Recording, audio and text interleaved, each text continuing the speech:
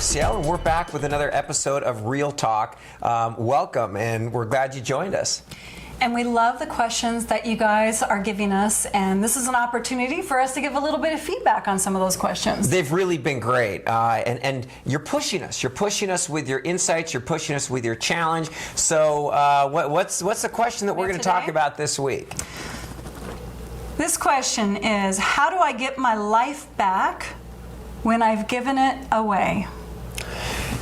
I want to start this from two different perspectives, because I know that the person who submitted this is a woman, and I think we see a lot of that in our society where mom never is allowed to get sick, and mom never gets a holiday, and we get a lot of clients whose identities over 20, 30, 40 years are taken. But I also want to talk to the men in the audience who maybe you've become the company. Maybe you have lost that individuality and identity. Sort of in America, people are like, well, so tell me about yourself. And a lot of people go straight to their profession. So this is a fun question, and I think we can play with it from the perspective of a man and a woman. When I think of it, and I think of how do I get my life back, the first thing that I feel is I feel sad. And I feel sad because, this is something that I've experienced and a lot of people that I've worked with have experienced. And it's not so much that it can be a gradual process. It can start really young, and it may not even be visible to other people, because some of us are really good at going through the motions and doing what's expected, and in a way we're actually doing what other people expect of us, or what we think we should do. And the how do I get my life back it makes me sad, because I think, wow, someone else who has lost the connection to what excites them, what turns them on, what they're really passionate about, and what really matters to them. You just, I have a daughter who's 7 years old, and she's so excited, and she's so passionate, and she's so full of juice and joy. And we lecture at high schools, and you see these kids who they've lost that. So I was sort of thinking about the 40, 50, 60 something. But I think we really start losing our identity. We really start losing our juice and joy as children. We're told to sit down, be quiet, don't express, and do it a certain way. Right. It has to be this way. So this is, so I think to get your life back, you really have to recognize, to me, it's your DNA, it's your fingerprint. You were born perfectly unique, and there's an expression, there's a passion, and if you think about your best friends, those three people who you can tell anything to, they don't love you because you're perfect. They love who you are, and you've actually let them in, and you've shared your life with them. You've been vulnerable and open, and there's a connection. So I think it's a big question, and start recognizing that your life, it's not your children, it's not the job, it's not what society would call it, it's who are you? And in this question, it's clear that those questions have been coming up, obviously, for you. And so there's a recognition that somehow there's a misalignment around what really is important to you and who you really are at your core. And it makes me also think of the number one regret of people who are dying, which is that I didn't live my life. And that this question is very much in alignment with that. I mean, how sad that we get to the moment right before we're dying where we realize we aren't living our own lives. So how do you do it? Number one is being aware and recognizing that you're out of alignment there, which in this question sounds like you are. And then moving forward from that, it's starting to really fill out and really feel what it would feel like to live your life full out. And honestly, that's really difficult sometimes. I mean, if I were to ask you that question, what would it look like? What do you really want? Could you answer that question? Because sometimes we can't answer that. But how cool, I just got all excited when you were talking, to live your life full out. Can you imagine little kids, they play and run and jump and scream, and then all of a sudden we have to look a certain way, and we have to fit. And you know, the thing that I was thinking about was take care of yourself.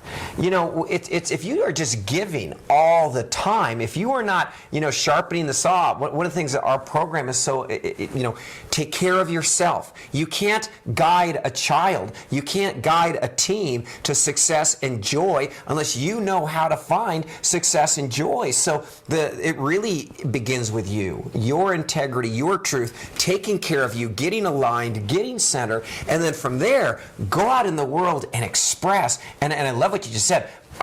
Live life all out. That's my vote.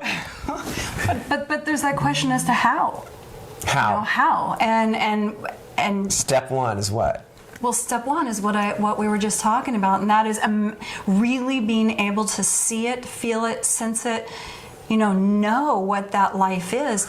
That can take a while. Mm-hmm. I mean, first, you're at the first step. I'm aware that I've gone off track. All right. Okay. If I'm on track, what does that look like? And the more that you can go into that space of imagining what that would be, and be gentle with yourself. It's not easy at the beginning, because if you've been, and I'm one of those people. I live my life for other people, and I was very successful doing it, and I got a lot of credit for it, but it wasn't a life, I wasn't living my life full out at all. And so, you know, being able to recognize it. Look, what turns you on? What do you get passionate about? What do you get excited about?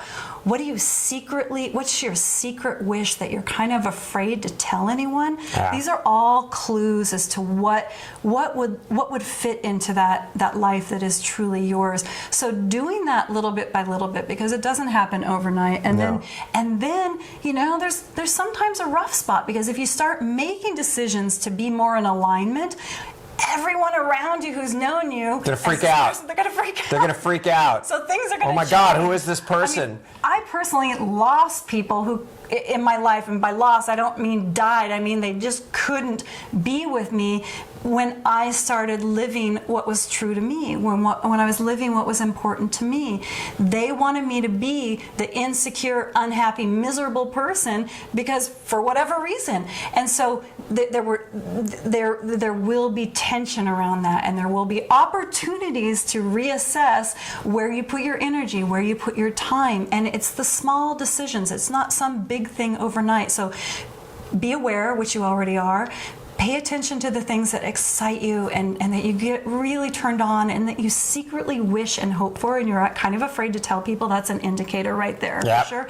And then make some small choices. You know, notice what happens around you, and don't be put off by things that shift and change, maybe not in the most beautiful way initially. And then what would you add? Just to slow down, to pause. There's so much noise in the world that you might not even remember what you sound like. You might not even remember what your dreams are. So take time to just stop and like you said, what thrills you? What do you enjoy? What are your passions? And then start giving them some attention. And to Laura's point, you know what? You're going to lose a bunch of people. You're going to when you get your life back. But here's the good news: the people that you're going to start, your new community, your new tribe, coming into your life, and they're connecting with who you are at your core. I mean, juicy. Yeah, juicy, yummy. Yeah, that's such a great question, and it's one that you know, every day, find that alignment. You can get bumped off, so stop, pause, go in. We're going to talk a lot about that. Go in and just remember, your voice matters, your DNA matters, and who you are matters. And the more you share yourself with us, the more of a gift you are for the world. And so remember, you know, we want these questions, we want these insights. Participate and engage with us, and that's one way to help find yourself. I agree. And so with that, never stop advancing. We'll see you next week for some more Real Talk.